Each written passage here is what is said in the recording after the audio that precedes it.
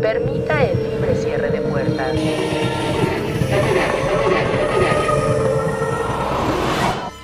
México es un país repleto de tradiciones, historias y leyendas que han sobrevivido al paso del tiempo. Y uno de los lugares donde estos relatos cobran vida de manera más intensa es en los panteones. Los cementerios mexicanos no solo son espacio de descanso eterno, sino también escenarios de misterios y terrores inexplicables. Desde antiguas esculturas que parecen cobrar vida en la oscuridad, hasta tumbas envueltas en mitos que hielan la sangre. Los panteones de México guardan secretos que desafían la razón. Hoy te llevaré por un pequeño recorrido por algunas tumbas consideradas como las más tenebrosas de México, donde cada piedra, cada cruz y cada epitafio esconde una historia macabra. Nos adentraremos en esos rincones sombríos donde la muerte y lo sobrenatural se entrelazan, creando un ambiente tan inquietante que muchos prefieren no hablar de ello. Esta es la primera parte de historias, ya que no acabaría de contarte todas las historias, mitos y leyendas que los panteones acechan.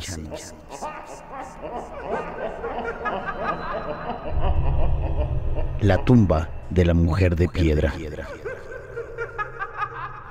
En el corazón de Zacatecas se encuentra el Panteón Herrera, también conocido como el Panteón de los Pobres, un lugar envuelto en sombras y misterio. Entre las muchas tumbas que descansan en este antiguo camposanto, una en particular ha capturado la atención de todos aquellos que se atreven a cruzar sus umbrales al anochecer.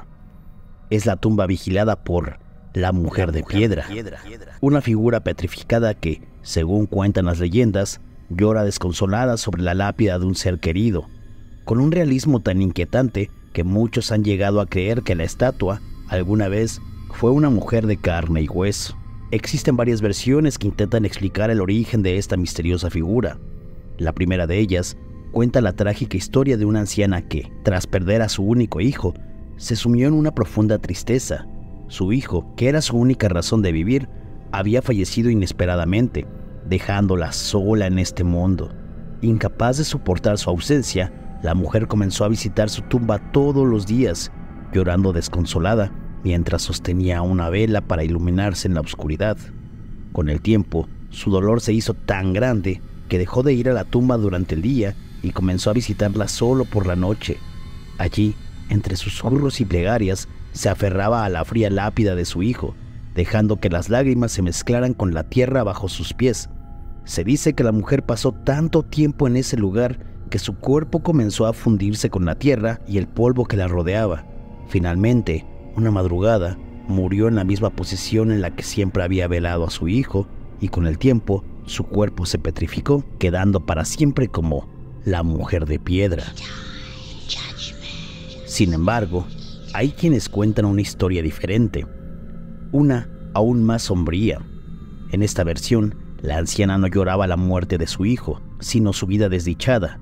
Su hijo, un hombre perdido en el alcoholismo y la vagancia, la atormentaba con sus constantes borracheras y despreocupaciones.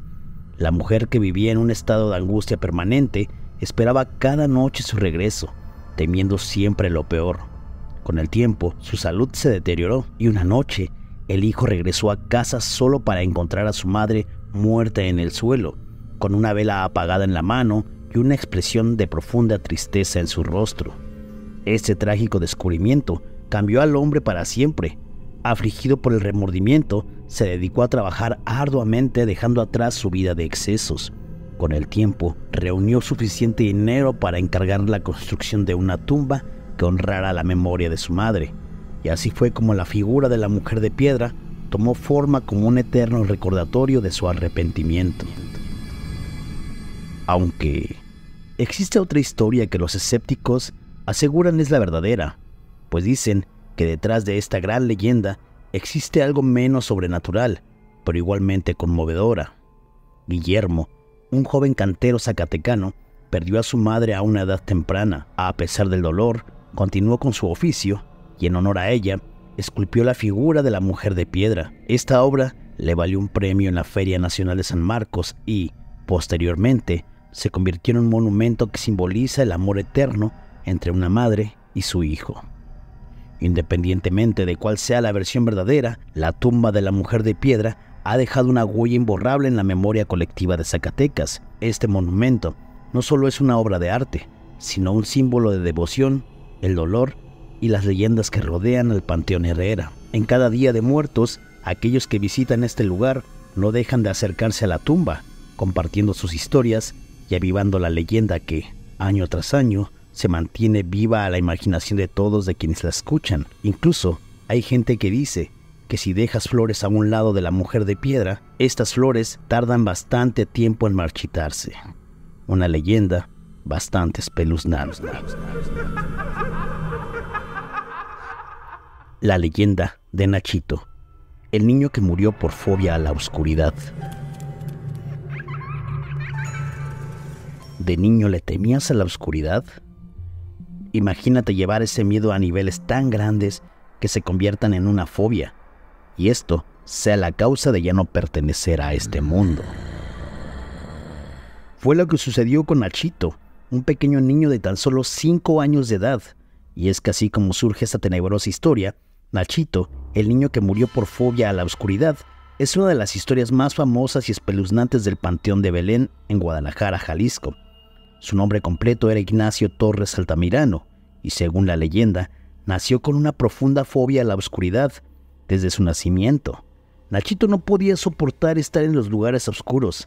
Si la luz se apagaba, él comenzaba a llorar incontrolablemente y la desesperación invadía su pequeño cuerpo. Sus padres, conscientes de este miedo irracional, lo rodeaban de lámparas y velas para que siempre estuviera iluminado, incluso durante la noche. A pesar de todos los cuidados, un día fatídico, cuando Nachito tenía apenas 5 años, una noche oscura y sin luna, el viento apagó todas las luces en su cuarto.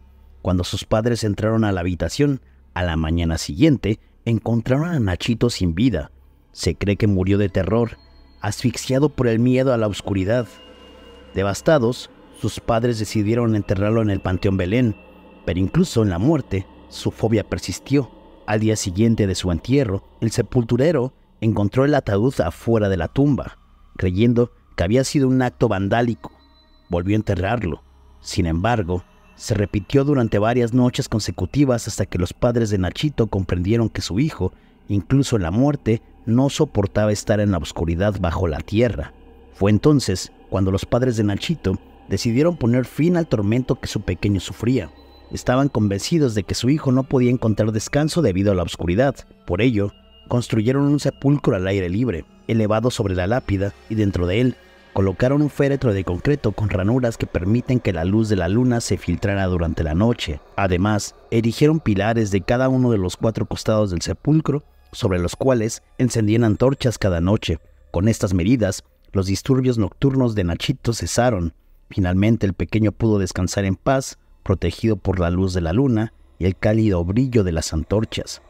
Los visitantes suelen dejarle juguetes y dulces sobre su tumba. Algunos afirman haber visto figuras infantiles, sombras o luces inexplicables en los alrededores. Otros dicen que durante la noche los faroles que rodean la tumba se encienden y se apagan sin explicación, como si el espíritu de Nachito estuviera aún presente buscando la luz que tanto necesitó en la vida. Esta leyenda ha contribuido a la fama del Panteón de Belén como uno de los lugares más embrujados de México, y la tumba de Nachito es una parada obligada para aquellos que se atreven a explorar sus historias más tenebrosas.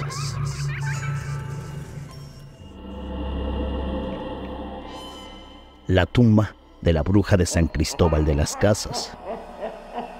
Enedina García, conocida como la bruja de San Cristóbal de las Casas, nació en mayo de 1876 y falleció en el sombrío año de 1900. Sus restos descansan en una tumba envuelta en misticismo, junto con el vasto conocimiento que poseía sobre la medicina natural. Sin embargo, la leyenda que rodea su sepulcro es aún más escalofriante.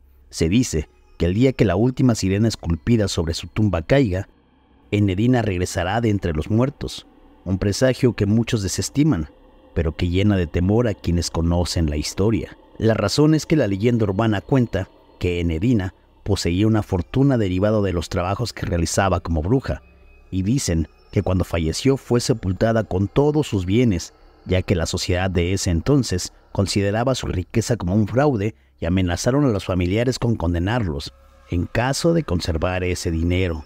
En San Cristóbal de las Casas, la historia de la tumba de la sirena, donde reposa Enedina, es una de las leyendas más espeluznantes que se cuentan en el panteón municipal. A menudo, desconocidos dejan flores sobre su tumba, suplicando que desde el más allá, la temida bruja les ayude a resolver los males que aquejan a sus familias. Este sepulcro, ahora envuelto en misterio y superstición, es uno de los más de 30 monumentos históricos que adornan el antiguo panteón. La placa señala que la tumba de Enedina indica que murió en 1900 a causa de una enfermedad, pero la historia que se tejió tras su muerte es mucho más oscura. La leyenda de la bruja, que ahora también se le conoce como la sirena, surgió poco después de su fallecimiento. Su tumba se encuentra en la parte sur de la iglesia del panteón, y los antiguos colectos, quienes han transmitido la historia de generación en generación, aseguran que Enedina acumuló una gran fortuna a los 24 años gracias a su trabajo como bruja. Cuando murió, fue sepultada con todos sus bienes, lo que en su tiempo desató controversia y acusaciones de fraude, pues muchos creían que su riqueza provenía de actos de brujería. Algunos afirman que cuando la última de estas sirenas que están esculpidas en su tumba caiga, debido al deterioro, el espíritu de Enedina será finalmente liberada de la carga que la mantiene atada. El significado de las sirenas talladas en la cúspide de su nicho sigue siendo un enigma, aunque algunos pobladores sugieren que son un símbolo distintivo de Enedina. No obstante, los familiares de la fallecida desmienten categóricamente las historias que la pintan como una bruja y niega que quienes hablen mal de ella puedan sufrir terribles dolores de cabeza, huesos quebrados y fiebres ardientes. Al recorrer su tumba, aún se encuentran flores frescas, indicios de que algunos todavía le rinden culto a la supuesta bruja. Sin embargo, sus defensores insisten en que Enedina jamás practicó la brujería, sino que fue una curandera cuyas hierbas milagrosas lograron sanar a muchos de los que acuden a ella en busca de alivio. Pese a las aclaraciones de su familia, la leyenda persiste y la figura de Enedina García sigue rodeada de un aura de misterio y temor. Alrededor de la tumba de Enedina es común que acuda gente a realizar actos de brujería, como aventar gallinas, encender velas, entre otros ritos, lo cual se encuentra prohibido por la administración del panteón, por lo que han colocado un letrero en donde se les advierte que cualquier persona que practique un acto de brujería será remitida a las autoridades. La tumba del vampiro del conde de Baldor. Esta macabra tumba también se encuentra en el Panteón Belén de Guadalajara. En el siglo XIX, la ciudad de Guadalajara fue testigo de la llegada de un personaje enigmático conocido como el Conde Baldor. Algunos residentes aseguraban que en realidad se llamaba Jorge, mientras que otros lo conocían únicamente por su título nobiliario. Este europeo, cuya procedencia era objeto de debate, algunos afirmaban que era de Inglaterra y otros de Hungría. Pronto atrajo la atención de los habitantes debido a su aura de misterio. El conde se destacaba por su inusual forma de vida. Vestía siempre de negro y solo se aventuraba afuera de su mansión en las horas más oscuras de la noche. Era un ser solitario que evitaba el contacto social y rechazaba las numerosas invitaciones a eventos de la alta sociedad. Poco después de su llegada, comenzaron a ocurrir fenómenos alarmantes en los alrededores de su mansión. Animales de granja como vacas y cabras aparecían sin vida y con extrañas perforaciones en el cuello. A medida que el tiempo avanzaba, el horror se profundizaba con la aparición de cuerpos de jóvenes mujeres y niños. Todos ellos presentaban las mismas características, sin vida y con 2 pequeñas perforaciones en el cuello. Estos macabros hallazgos desataron el pánico en la ciudad y los habitantes comenzaron a sospechar que el misterioso conde Baldor podría estar detrás de estos actos atroces. La tensión llegó a tal punto que un testigo de la época relató que la gente en Guadalajara estaba sumamente asustada y el pánico colectivo los acechaba, por lo que empezaron a colocar guardias voluntarias por el mismo pueblo. Aterrorizados por la posibilidad de que un vampiro estuviera acechando en su ciudad, los habitantes decidieron actuar con firmeza. Una noche, los gritos angustiosos de una joven atrajeron a los pobladores hacia una escena espantosa. El conde Baldor estaba mordiendo el cuello de su víctima. Los ciudadanos lograron capturarlo y lo llevaron al Panteón de Belén, donde le clavaron una estaca de madera en el corazón. Durante el proceso, el conde Baldor lanzó una maldición a sus captores, prometiendo vengarse de ellos. Luego de su ejecución, el cuerpo del conde fue colocado en un ataúd y enterrado en una tumba profunda para asegurarse de que no pudiera escapar.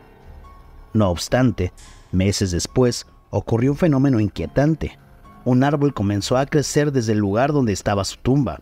Sus raíces se entrelazaron con el ataúd, rompiendo la lápida que cubría su sepulcro. Los habitantes de Guadalajara, aterrorizados, creyeron que el árbol había brotado de la estaca que habían usado para matar al vampiro.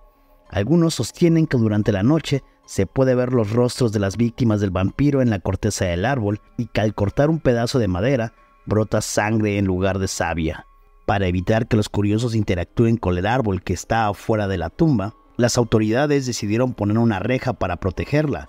La leyenda advierte que si el árbol se seca o sus raíces rompen completamente la lápida, el vampiro resurgirá de su tumba buscando vengarse de los descendientes de aquellos que lo mataron y reavivando el terror en Guadalajara. Esta aterradora historia ha añadido la fama al Panteón de Belén, consolidándolo como uno de los lugares más embrujados y enigmáticos de México, atrayendo a aquellos que buscan explorar sus leyendas más oscuras y escalofriantes. El árbol por la noche se ve sumamente tenebroso, así como lo ves en la fotografía. Dime, ¿te atreverías a quedarte una noche? La tumba de Juan Soldado. La leyenda de Juan Soldado es una de las historias más enigmáticas y conmovedoras del folclore mexicano, o bueno, así lo consideran algunos. Juan Castillo Morales, conocido como Juan Soldado, fue un joven militar destacado en Tijuana, Baja California. En 1938 se le acusó del secuestro, el abuso y el asesinato de una niña de 8 años llamada Olga Camacho. Aunque Juan protestó sobre su inocencia, la comunidad clamaba justicia y las autoridades, presionadas por el descontento popular, lo apresaron rápidamente. El juicio fue apresurado y a pesar de la falta de pruebas contundentes, Juan fue condenado a muerte. Fue ejecutado por un pelotón de fusilamiento en las afueras de Tijuana y su cuerpo fue enterrado en el cementerio municipal. Sin embargo, la historia de Juan Soldado no terminó con su muerte.